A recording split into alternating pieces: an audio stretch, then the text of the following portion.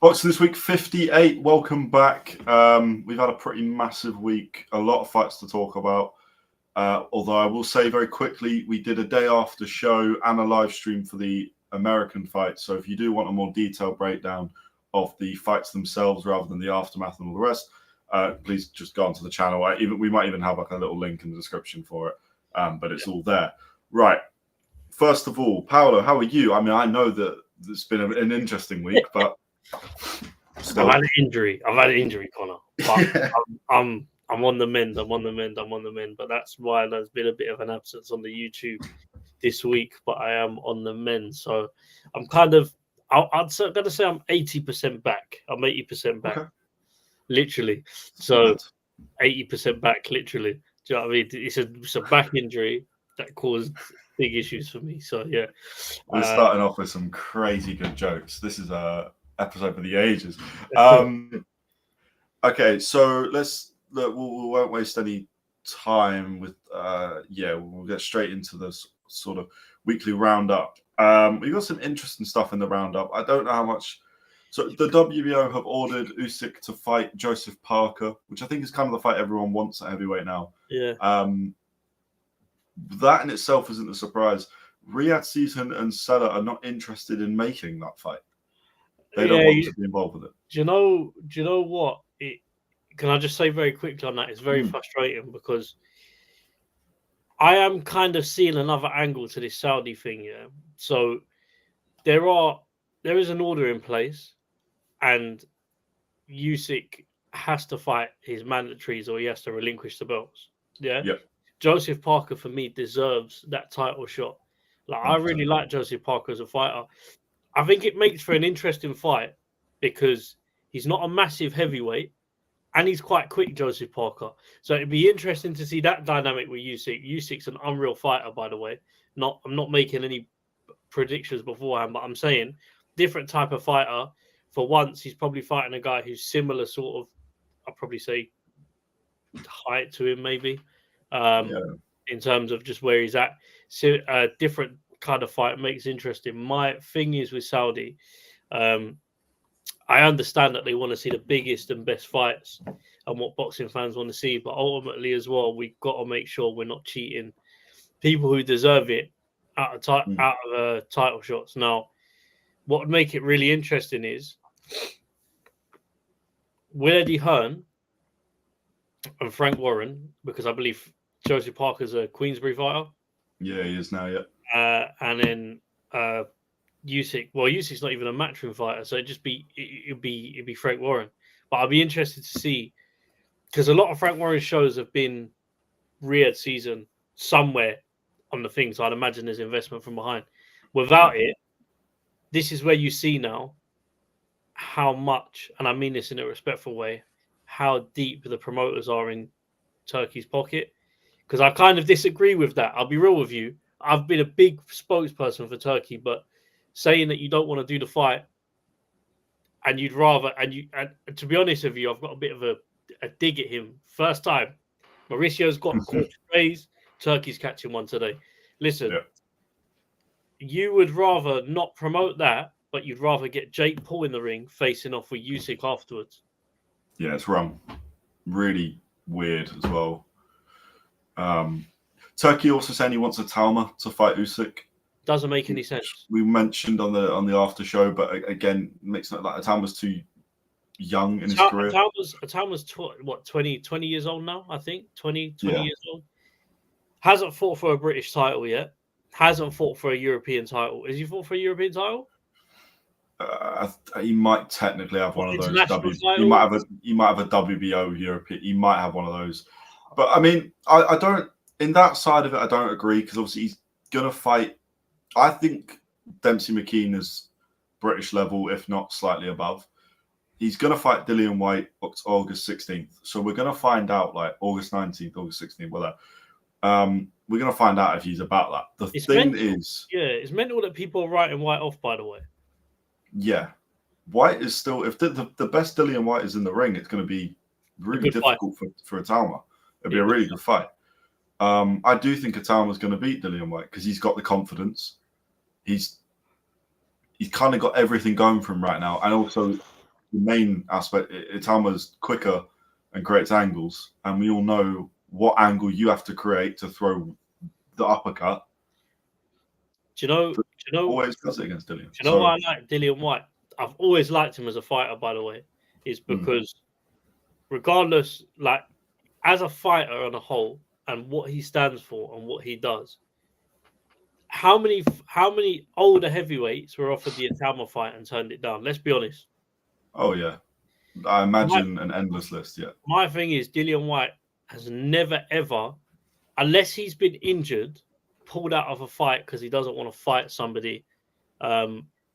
Ultimately, as well, he pulled out of it. Well, recently he pulled out the show because Itama made him more money. A business decision and an injury is different to me from just pulling out just because you don't want to fight. Yeah.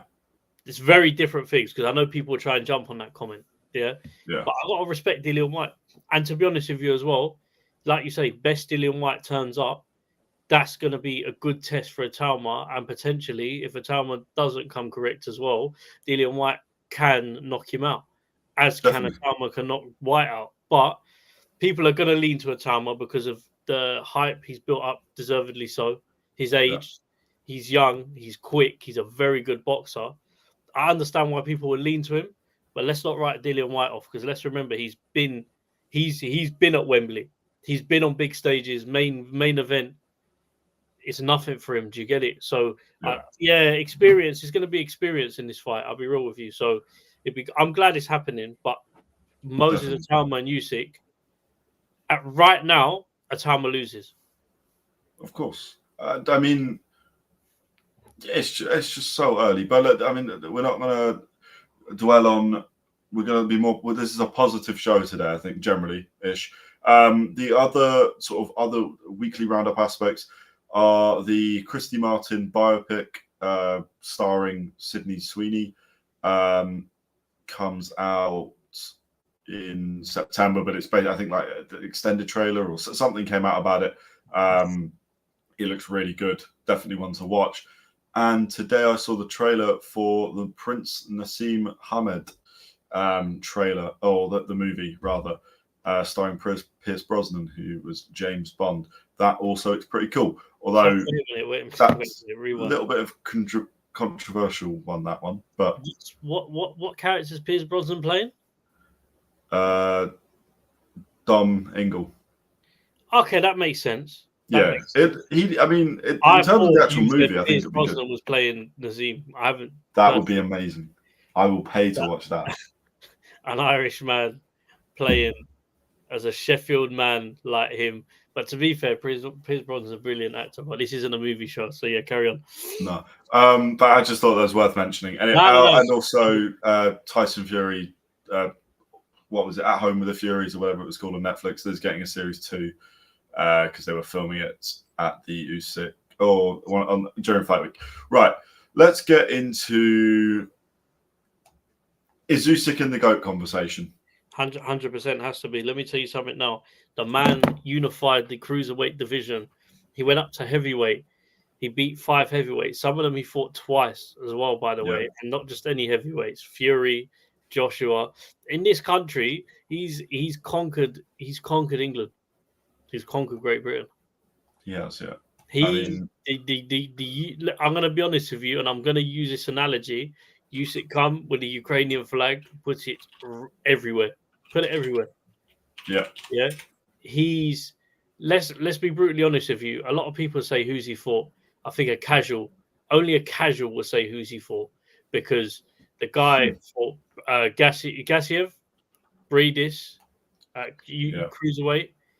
Two fighters, arguably some of the best at cruiserweight, among other cruiserweights that he fought, unified the division. And then went to heavyweight. First fight was Tony Bellew. Right, he fought Bellew to unify, and then he went and fought at heavyweight against Chaz Witherspoon. He didn't fight Bellew to unify. He fought Bellew at heavyweight. Oh no, he did. Apologies. Yes, Bellew was the last belt. Yeah. Yeah. So he fought Bellew at cruiserweight, moved up to heavyweight, worked his way through that. Listen, let's not take anything away from it. won all the belts, then said, Daniel, have that one. Daniel went and defended it very well, beat Joshua as well. Come fight me again. And we watched the most one-sided fight I think I've ever watched. I'm not even joking. Yeah. And I don't mean that in a disrespectful way. I did not give a single round to Dubois.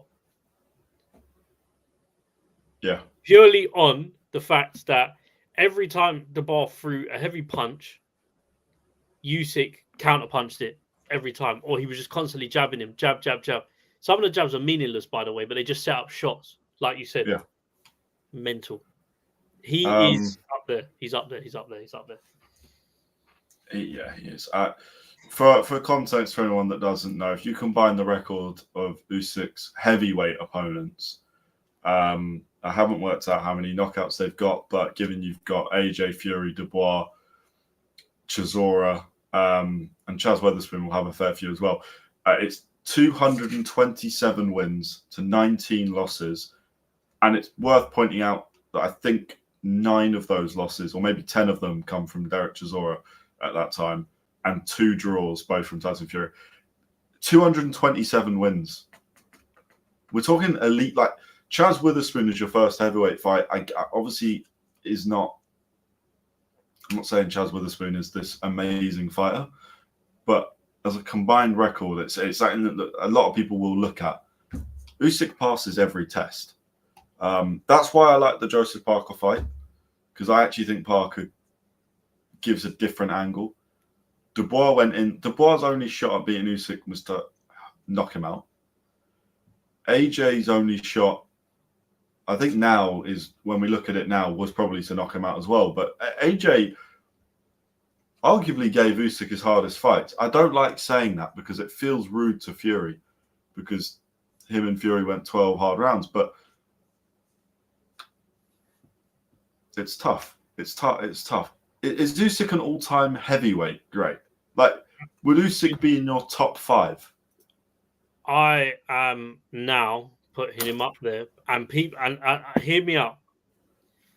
A lot of people put Mike Tyson in the top 5 for the prime years, understandably. My argument to this is he was a great fighter, but he didn't have the same like he doesn't have the same mentality as Usyk. He didn't have the same mentality. I would even say as Klitschko, in the way that they dominated the sport for as amount of years. If we're talking about Ukrainians, the Klitschkos, I have to put him in my top 5. I have to. Like, that is interesting, because you know what we're about to do. We're actually going to rank the heavyweight goats, and this has worked out perfectly, by the way, because you've actually blessed me with the way you spoke. Let's do this. Oh, it's way too small. Oh, never mind. Boom. Okay. The top 5. So now I'm saying, when I've got GOAT there, I'm going on actual every quality. Time we select a picture for context for fans, read the name out, and then we'll do it, because then people know. But I'll tell you, we've got there. We're only doing 5. Some of these are going to get left at the bottom. This is not. Wow. Some of these are getting left at the bottom. This is top 5 ever. And this is not, when I say GOAT, the GOAT is Muhammad Ali, but this is not that kind of GOAT. This is the actual most skillful heavyweights ever. We've got Muhammad Ali, Evander Holyfield, George Foreman, Joe Louis, Larry Holmes, Rocky Marciano, Tyson Fury, Mike Tyson, Oleksandr Usyk, Vladimir Klitschko, Lennox Lewis, and Joe Frazier. You say Marciano's in there? Rocky Marciano is in there. He kind of has to be, you know, 43 and 0 or whatever. I know. I mean, he's probably not in my top 5, but he's kind of got to be there. You've got Joe Louis, Marciano. I'll tell you what, we'll go. Let's do it like this. Let's do it like this to make it more interesting. Yeah. Yeah. We will go from left to right. Okay. And do it like that, because this makes you think about it more rather than just picking randomly. So, who have we got first? Muhammad Ali. It's very small. I can see it kind of. I need my glasses, but yeah, Muhammad Ali. So, I think we can all agree with this one. He's got to go as a GOAT. Even on quality, though, just as to act like in his prime. Do you know what? In his prime, he probably is. He's the GOAT. I feel like he might. I just want to say Lennox Lewis. On pure boxing ability. Fuck. But Muhammad Ali had everything. The only thing is that in my head, the way I'm doing this is I'm going, would Muhammad Ali beat Lennox Lewis prime for prime? And I don't know if it's just. Hey, okay, you keep talking. I'm just gonna do something quick. We got an option of. By the way, I want to get a third opinion of somebody if they respond as well. So I'm saying. I think I want him in the 2. That's mental. It's not mental. It's not mental. That's a bit of exaggeration. I want him in the 2. I think. I think I've got my list in my head. Lennox as a GOAT. Yeah, on quality. Yeah, I think so. I'm sticking with Muhammad Ali. I can't lie to you. I'll put Ali number 1 because it's Ali. I'm never gonna. Let me just. Sorry, God, carry on. Evander Holyfield. Now we're very similar to Usyk with Holyfield in what he did in the division. But you could argue he did it in a better division at heavyweight. I'm not sure. I feel like the cruiserweight division that Usyk cleared out is actually stronger than the Holyfield era. But that's debatable, I think. But Holyfield coming up and beating Tyson the way he did. Here we go. There's a shout for Holyfield. Do I put Holyfield in there? All right, I've just asked. I've just WhatsApped head of media relations at Boxer Dan, who to give me his top 5. Big boxing fan. Could even see him in the ring himself soon. To be fair, but yeah, very interesting. I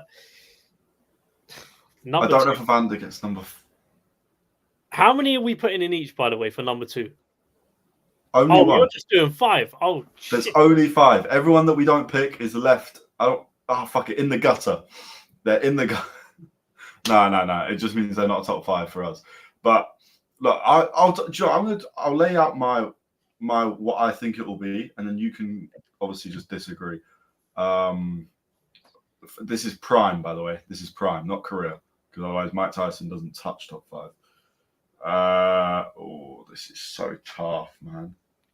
Why not? Why prime though? Why prime? Because Usyk's this is only heavyweights, right? So Usyk's heavyweight career is 2-time undisputed heavyweight champion. Yeah, but he's done it in 5 fights. Yeah, I see the point, but I mean more like Usyk's I'm going off the base. Usyk's not had the opportunity yet to do. How many of those fights has he had at heavyweight? Even though he's fought, say, the same guy twice. So he fought Joshua twice. He fought Fury twice. Fought Dubois twice. Yeah. Fought Chisora. He's had 8 heavyweight fights. 8 heavyweight fights, and he's undisputed twice over. Yeah. He beat. Well, I'm going to be honest with you, yeah. Joe Louis has to go in there. And I think I've got to put him at number 3. Okay. I can agree. I can agree with it. I'll be honest. Maybe I'm just on the hype train right now. I'm doing that. I don't think I would take out. I would take out. It looks wrong having Usyk there. I would take out. I'll be real with you. Mike Tyson don't make my top 5. Prime Mike Tyson though, across his career, no, of course not. 2-3 years. Our youngest heavyweight champion. Yeah, I hear it. But it's not just the way he was doing it. Who we got left? So we've still got Holyfield, which you could argue Holyfield should be above Tyson anyway. We've still got George Foreman. Big George Foreman should probably... Larry Holmes should probably be in there. Rocky Marciano and Tyson Fury, I'm happy leaving down. Klitschko, I'm also happy leaving down. Joe Frazier's got a shout. You know, he's got to have a shout. Big Joe. But I'm really struggling with Usyk at number 4. George George Foreman's got to go in there. I'll happily do that. George Foreman has to go in there. But then I suppose move George Foreman with Usyk. I'm going to be real with you. Yeah. Do you know, in my head, the issue is I'm going, all right, Usyk versus Holyfield. I don't know who wins it, but I would bet my money on Usyk because I just think he's smarter than these guys, except for the ones above him. I think they've got something that Usyk doesn't have. I think Lennox Lewis is as smart as Usyk, but bigger. I think Ali is as smart, but just he's Muhammad Ali. I'm not. Just sending that to Dan now. See if he'll. It's hard, man. It's hard. This is very difficult. The ones I'm comfortable not having in the top 5. I mean, I'll advocate Tyson, but Mike Tyson, that is. But I'm happy with Tyson Fury being down here. He's not For me, not Tyson Fury don't make my top 5 heavyweights because if we're really talking about it, the career that he's had, a lot of when we'd say he was top, you know, he had 3 fights with Wilder, Otto Warlin. Before that, he defeated Klitschko for the titles, but then essentially didn't fight again for 2 years. I can't put Fury in my top 5. No, I think Fury is slightly unlucky in that he's been a great heavyweight in a bad era, but his best heavyweight wins are against Wilder, who has kind of been found out as just not that great. You know, the best Deontay Wilder obviously was dangerous, but you could actually argue Fury lost the first fight because he should have been counted out. I'm happy with his list. Twice to Usyk. I'm quite happy with it. I do want to say, I feel like these 3 here, and Holyfield as well, but Frazier, Holm, and Frazier Holmes. Let me throw something in. How many weight divisions is Marciano fighting? A couple. I'm talking prime. I'm talking. Well, this is heavyweight goat though. If we're doing weight divisions included, then Usyk and Holyfield will both have to be on there, right? Okay, yeah, we're talking about prime. For me, that's my top 5. Now, I'm gonna be real with you. Here's a question: is Tyson Fury as fast? No. Is Tyson Fury slower than any of the big guys here? Any of the Larry Holmes, Foreman, Lewis was quite big. Because Usyk gave away 50 pounds when he beat Fury. And Fury's quick. That's kind of what he's known for. He doesn't hit as hard as George Foreman. Well, he doesn't hit as hard as probably any of these guys on it, actually, for being real. Actually, Fury is probably the weakest puncher of these lot, I think. That's fair to say. Yeah, you don't beat. That's my top 5. I'm agreeing with it. We're gonna get hate for this, but that's my top 5. We are. I feel like most people would do this. Yeah, but Mike Tyson don't make my top 5. I'll be real with you. Prime Mike Tyson. I know if I asked Dan, and he said it on a pod before, Mike Tyson don't make his top 10. He wouldn't make my top 10 just heavyweights. We're just talking all their career. But then if we're doing that, then this has to change anyway. Because if we're doing all career, Usyk, unfortunately, you're down with these other 3. Tyson is down here. Unfortunately, I think this has to happen. Actually, does it? I don't know. Ali never. Do you know what? I don't know, but that wasn't the question. Look, this is our final. I think Usyk has just put himself onto the map as a top 5. You know why? Ali's a GOAT? Because if I'm not, listen, you have to put. I put him above for this reason because remember when Muhammad Ali fought, and to do what he done at heavyweight, bearing in mind the fights are what 15-round fights. Yeah. Do you see where I'm coming from? So, yeah, like, in an era, did Mike Tyson? He didn't do 15-round fights. no, Never did. No, unless he did it very early in his career, but he never did it at the same level. Yeah, man. Well, Ali's got to go at the top. Usyk's in my top 5, though. I'll be real with you.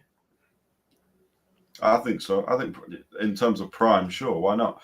But also, let's think about it like this: other than Larry Holmes beating an old Ali, has Ali's the only one that's beaten these guys on the list, right? Except for Joe Frazier, who beat Ali, but then also Ali beat Frazier. Is that correct? Ali beat. I mean, we haven't even got Sonny Liston in it. I don't know. We're kind of missing some good fighters out of this list. But look, that's. I would take out for my top 5 heavyweight conversation. I'll be real with you. See the photos that we selected. If I'm not putting Evander Holyfield on, I can't put Tyson on. No, sorry. If I'm not putting Evander Holyfield on the top 5, Tyson can't go on. Okay, here's a question for you: is Mike Tyson, prime Mike Tyson, better? Prime Mike Tyson, is he better than? I don't know if they're prime. No, the Tyson that fought Holyfield, is he better than AJ Fury and Dubois? Because Holyfield beat that Tyson. So I'm saying maybe Holyfield should be. I don't know. It's a tough one. Yeah. Do you know what? There's an easy thing to do here. Holyfield would beat Dubois and AJ for me. Yeah. Fury interesting because of the size. Yeah. That played a big factor in the fight. But yeah, it's hard. It's one of them things. It's that old conversation of we'll never know, to be brutally honest with you. Best place you're going to find out is Fight Night or Undisputed. I'm going to be honest with you. Well, here's the beauty of streaming. So I want people to let us know. This is going to be on the live stream. This is also going to be in the shortened down sort of 8-10 minute long video, whatever it is. In the comments, what is your top 5? Are we way off? I don't think we're way off. You might disagree. I don't, but I could get it. We could get Undisputed. We should stream some games with these heavyweights and let the public. Okay, I like it. And let them decide and put them up on YouTube. I'm going to be honest with you. Little heavyweight tournament. I like that idea. Yeah. It's actually quite good. I'm up for that. Right. Anyway, in the comments, let us know. Are we way off? Have we actually just stunk out the park? Or are we spot on? I feel like most people are not going to have Usyk there. But I think you got to appreciate what he's doing right now. And the fact he's still going to do it. Whether it's Joe Parker, I mean, if it's a Talma, then it's pointless right now. But if it's Parker, I think I want Parker. I don't even know if I want Parker to win. I'm a massive fan of Usyk now. Anyway, look, that's our top 5. Let us know your top 5 and let us know your pound for pound rankings right now. We might do that one next week as well. So let us know what you've got. Garner's just responded. Oh, okay. I don't know my 5. I think I know my 10. My 5 I ain't got that kind of time to do that right now. Fair enough. Fair enough. Right, okay. Let's go back to this. All right. That was ranking the heavyweights. Kind of turning away from Usyk. I mean, there's a lot of Usyk, a lot for Usyk to do, but realistically, you can't really question anything he is doing right now. One person you can definitely question is Daniel Dubois, or his camp, his mentality maybe. I don't really want to talk about the quitting stuff. I think that's unfair. I think within 20 seconds of the fight, Usyk popped his head back, and I think within probably a round of the fight, we all knew where that was going. So I don't want to talk too much about that. Whether you not think he quit, I think he quit, but I don't want to see him carry on fighting. Who? Dubois. Why not? No, as in the fight, in that one fight. I want to see yeah, him carry yeah, on. But But I mean, Charles, do you know Don Charles threw the towel in? Oh, he threw a towel in anyway. Okay, Yeah, I didn't know that. Yeah, but... he said it after the fight.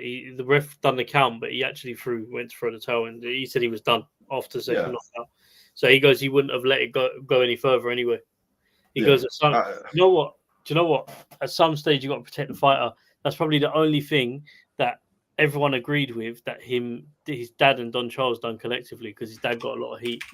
I think a lot of the reasons Dubois has lost this fight, and I think a lot of the blame has to go on his dad. Yeah. Bearing in mind, separately, he just lost against a very good boxer, by the way. But his preparation for it, by the looks of it, from what we're seeing, poor, you could argue. Very. And it's that old-fashioned question of, like, at some point, like Fury has done with his dad to an extent, you've got to remove him from the corner, because in that fight, you had Don Charles, very respected coach, giving instructions out, and then his dad telling him as well. His dad shouldn't be saying anything. No.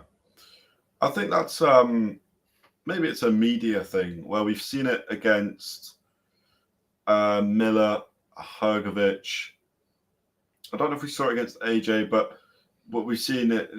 Dubois in a tough fight. He's struggling. And we know Dubois' mentality can differ between kind of that rock solid confidence that we saw against AJ, where it looked like nothing could stop him, and that kind of feels entitled to something that he's not against Usyk in round 5 of their first fight, and therefore kind of seems to just give up on the fight as a whole and eventually gets put down and knocked out by a jab. So there's definitely, Dubois is a bit swings and roundabouts. He didn't need 20 people in his corner.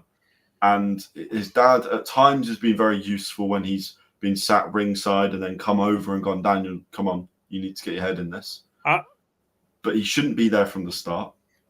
Yeah. And we are going to talk about the pretty obvious fight day issue.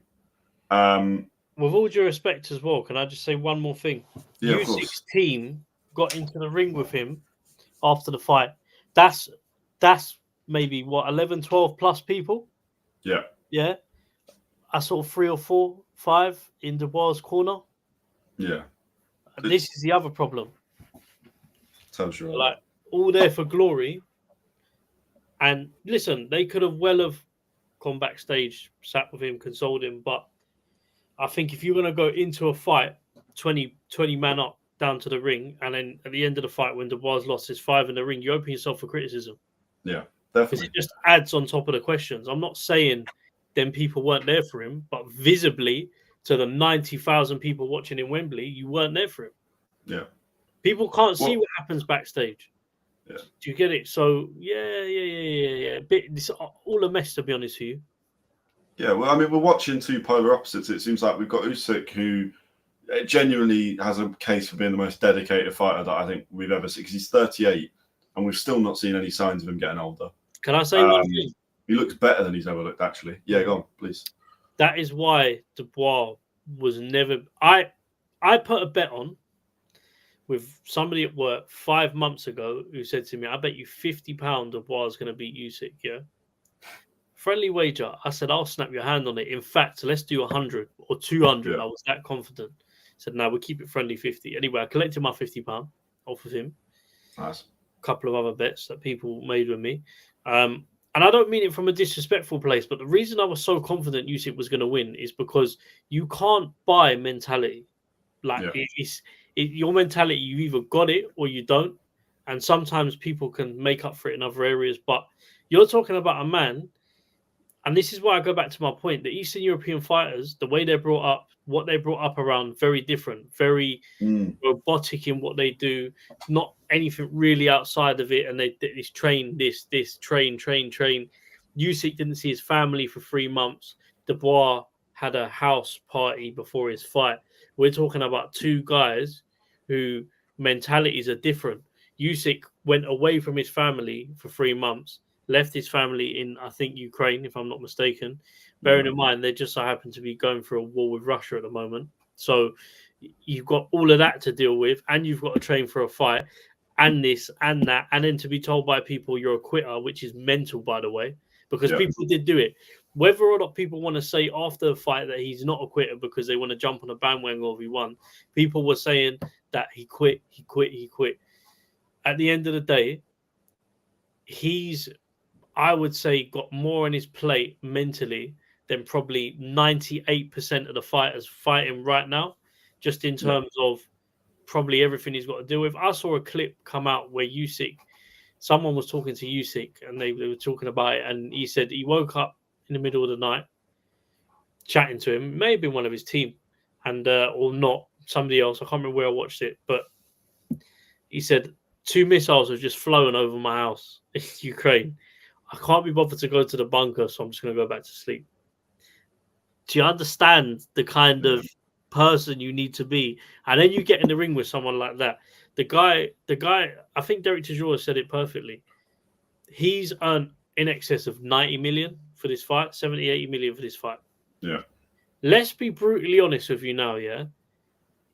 Chisora said he's not going to be able to spend it because, like, for the next 10 years, as much money he earns, he puts back into his cause, his country, to help people. So the guy's fighting for a nation, literally fighting for a nation who are on the brink of being destroyed or attacked.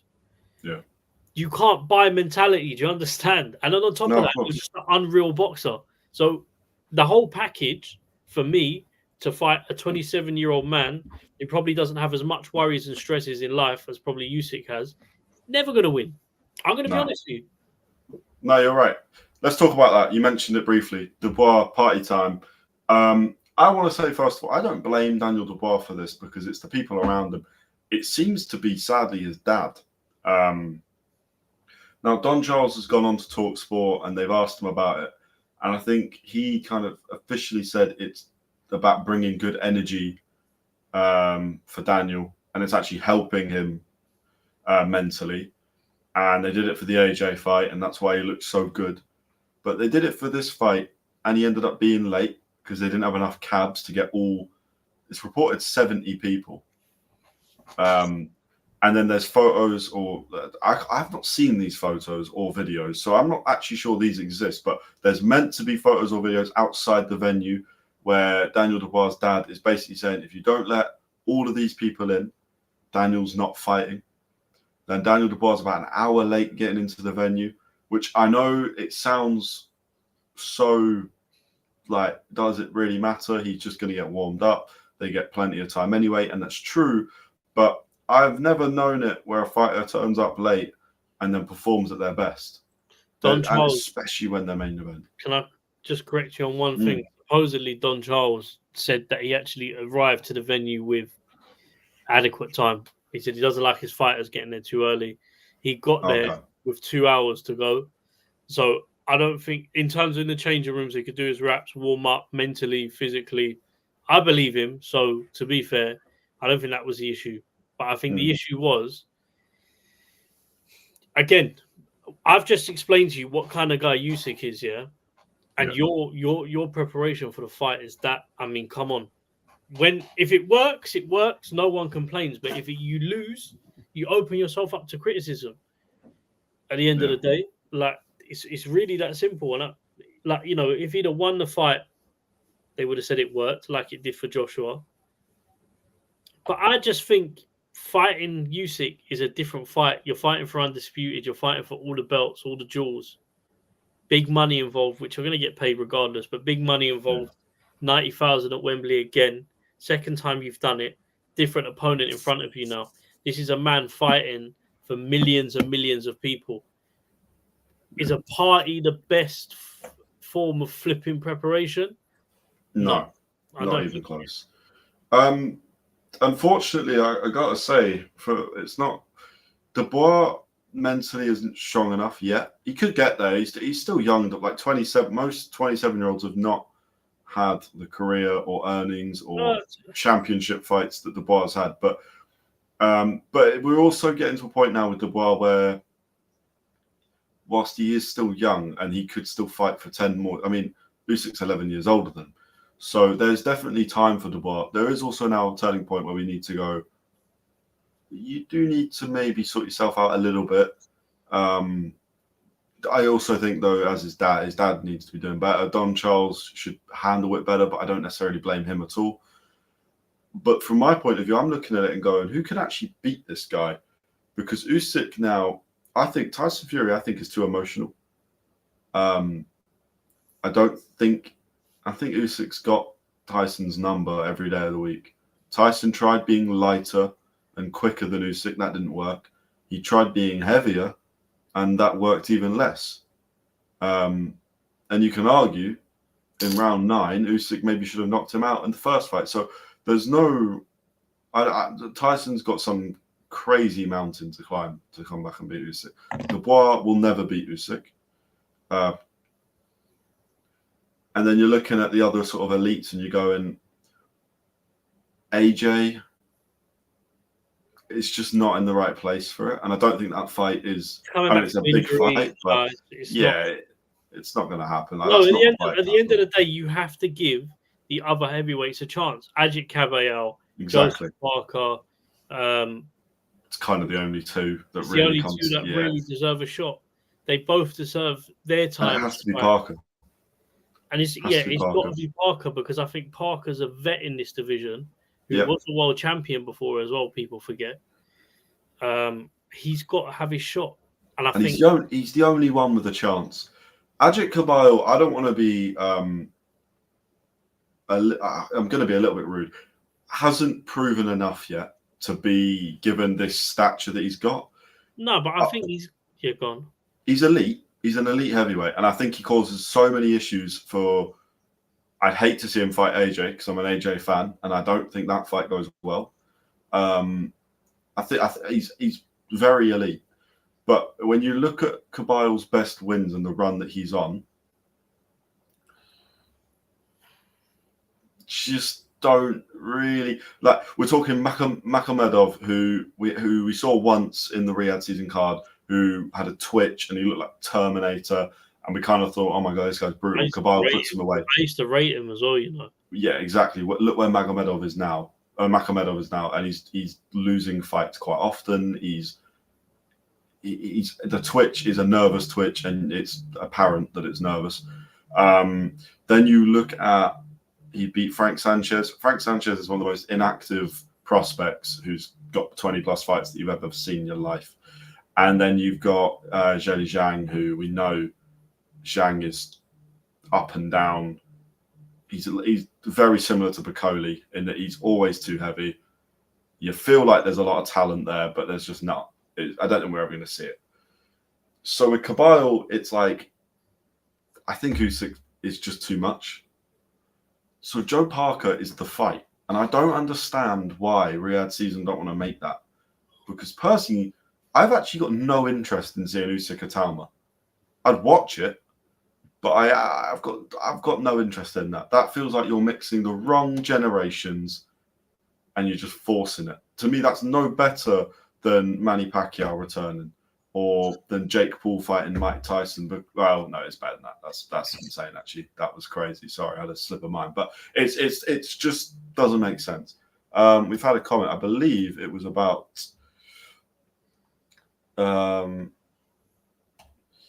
yeah, I saw this as well. We're going to do next week a bit more of an in-depth thing on Riyadh season for our show. This week just for clarification to people, I think Adam meant Tim Tszyu, sorry, yeah. Yeah, go on. We are going to do a bit of a breakdown. So next week's show is going to be very interesting about whether boxing's in a better place with Riyadh season or not. But we will talk about this now, because I didn't like this at all. Did you see Turki Al-Sheikh's comments on Tim Tszyu? Yeah, briefly. I mean, to be honest with you, I think he himself, as experienced as Turki is, I think he needs more media training in the sense of there's certain things as the person putting on the show that you can't come out and say publicly without the being looked to either look biased or stupid, which can discredit your reputation. Because I think Turkey's built a good reputation, but I think pissing off the fighters that you promote, like, it's not the end be all and end all of it. Like, you can chuck money at fighters, yeah, but let's be brutally honest with you. If I wake up tomorrow and I've got an issue, an issue that stops you from boxing for 2 years, and you go, nah, you'll be all right, chuck 50 million at you. These are professional fighters that have already earned money. Realistically, boxing is not the be all and end all. People can retire. Yeah, the money's great to win, but there's a lot of pain that goes through these camps. I don't know, man. Like, yeah, it's just poor from Turkey, to be honest. I think this is probably the first week I've looked at him and gone, what a bellend. Yeah. To be honest with you. Yeah. I'm going to try and find the actual tweet because I think it's to be brutally honest with you, the first week I've looked at him and gone, because he's done great things, but let's be brutally honest with you. Fuck me, if that blacklists us from shows, it is what it is. But like, as a boxing fan, I'll say it because there's a lot of media platforms on here that will be afraid to say it because they don't want to have their access cancelled or do this and do that. And, you know, I'm not in that position. We're not in that position to do so at the moment. And maybe we will, maybe we won't. But I will always be true to the subscribers that watch this page. And this is for the fans. I am a fan like everyone else commenting on this and watching this. So I'm going to give my fan opinion, Connor. Yeah. And I just didn't like the way he was moving this week. This is what he said. And by the way, Tim Tszyu didn't want to fight on the Turkey Alashek card for whatever reason. And he's entitled to do that. I don't know why, but he's entitled to. Why not? So Turkey, Tim Tszyu obviously lost to Fundora. We've kind of covered that in the day after show last week, but we're going to cover it a little bit now. I said to you from the beginning, Tim Tszyu does not deserve to be on a Riyadh season or Ring Magazine card. First of all, that's bullshit because he wanted to get Tim Tszyu fighting Virgil Ortiz Jr. It's well documented. So it's a bad start. And then he says he can be useful as a sparring partner for a champion in Riyadh season. It's just shitty. Like, it's not needed either. That he could have done that in so many ways. If you wanted to take the piss out of Tim Tszyu, why not just post it everywhere and just say, by the way, Tim Tszyu lost? But you'll never see Eddie Hearn and Frank Warren or Oscar De La Hoya, very rarely, unless they've had a falling out, more Oscar with his fighters. But to be honest, Oscar you might, but it's after a couple of lines. Arum, all these guys. But I'm saying, as a rule of thumb, these guys aren't going to shit on their own fighters, especially when they represent them. Turkey, in putting these shows on, is representing the fighters. So you have to be careful about what you say to the cameras. You can have an opinion, but it just doesn't look good. Like, no, not at all. And also, Turkey's got to remember the wild stuff because he has got fighters, and some are now becoming under contract with Turkey rather than other promoters. And he's got ambassadors like Hamza Shiraz, Bruce Carrington, who fights this weekend, that we'll talk about. If Eddie Hearn or Frank Warren or anyone, like you say, kind of goes, you can't talk about fighters like that. If he pisses the wrong one off, they'll pull their fighters. The Zone are the broadcaster. The Zone don't really give a shit who puts the shows on, as long as the shows go on and sell. The Zone right now, they're loving life with Riyadh. But look, we'll talk about that side of it more next week. But yeah, pretty disgraceful. And do you guys think Usyk doesn't want to fight Parker? I think Usyk would fight everyone under the sun if he could. I think Usyk will fight Parker if it permits, but I think if we don't see the fight, it's because of the externals around it in terms of the business and actually getting the fight over the line financially. I think that's the only way we don't see this fight, which Usyk will have no control over, because I think Usyk will say yes. But ultimately, you need a broadcaster to do it. You need a platform to do it on. And because of who Usyk is and because of who Joe Parker is, it should be on the biggest platform. Frank Warren should be having a word with Turkey going, like, he needs to fight. And I think he will. As much as Turkey's putting his money into it, Frank Warren's been in this game for decades. You get it? There's not a single person, I think, that can tell Frank Warren. I've seen it, met him in person. The guy is the same person you meet on and off camera. I don't think he's taking shit off Turkey. And I don't think he'll appreciate them comments. And he probably would have pulled him up behind closed doors. That's not something we need to see. But that's the media training that comes in. Exactly. That he should be showing Turkey. But he'll pull him up about that, though, I reckon. Also, this fight doesn't need Riyadh season behind it. It's a massive fight. You could do that in the UK. It doesn't maybe do Wembley, but Parker's a huge name here. You could do it in New Zealand, Australia. You could do that kind of anywhere. Joseph Parker's a big name himself. Usyk's now one of the biggest names in the sport, if he wasn't already. So Usyk will fight Parker, I think, and I think Usyk will beat Parker, sadly. But that's one of those I don't want either to lose. Let's talk about... Hear me out. See this fight. Are you going to say Parker could win? Because Parker and Usyk in Ukraine. You're going to go to me. Oh, okay, that's cool. I'm up for that. Assuming it's I don't think the Russians would be stupid enough to go anywhere near that event because there'll be such a public eye on the event that I actually think that would probably be the safest place. They could find the safest place in Ukraine that isn't affected and do it there. The problem you're going to get, though, obviously, actually is probably getting people to the fight. And to be honest with you as well, you know what? That was a bad idea. Nah, ignore me. Ticket sales in Ukraine might be tough as well. Yeah, I don't know. But I think that's probably the only reason Usyk's not retired yet, is he probably wants to fight in Ukraine, but I don't see that happening until there's no war. But look, let's talk about Pacquiao's return. It ended in disappointment, being a draw. A lot of bullshitty conspiracy theories going around at the moment. Wouldn't believe any of those. But all I'm actually bringing this up for is hopefully that is the last time you see Pacquiao. And that's kind of all I wanted to say on that. Just want to reiterate that point. I think we said that last Thursday. We definitely said it on Sunday. I definitely said it on Saturday when I was live. I do not want to see a 46-year-old in the ring. He looked good for his age, but Barrios is not a great champion. And if they do a rematch, it's going to be it won't be nice to watch because Barrios was so respectful. It was, yeah. Anyway, I'd rather drag my balls through glass than watch a rematch. Yeah, and let's move on. That's fair. That's the perfect description. I like that. That's a clip, right? Garner Bellotti fight week. Garner Bellotti's a good fight. More interested in Alois Yumbi versus Ellis Zorro. Which is a very interesting fight because I think this is both of their... It's a massive fight for Ellis Zorro. It could be Alois's hardest fight yet. If the right Ellis turns up, which I think he will. He looks focused. So I'm excited for that. We're not going to be live for that one. Only because, if I'm completely honest, the rest of the card under the main two, whilst good, are not great. And it's a massive card. So we're kind of... It's not going to happen. Now, the one that is not confirmed for me whether or not I'll be awake for the American show, I don't know. But Bruce Carrington fighting Heita and Xander Zayas defending his world title on the undercard as well, with Emiliano Vargas as well on the undercard. So some good prospects. This is the one we might be live for this week, and it's going to, only because it might be the last one till August 16th. The fights are quite thin at the moment.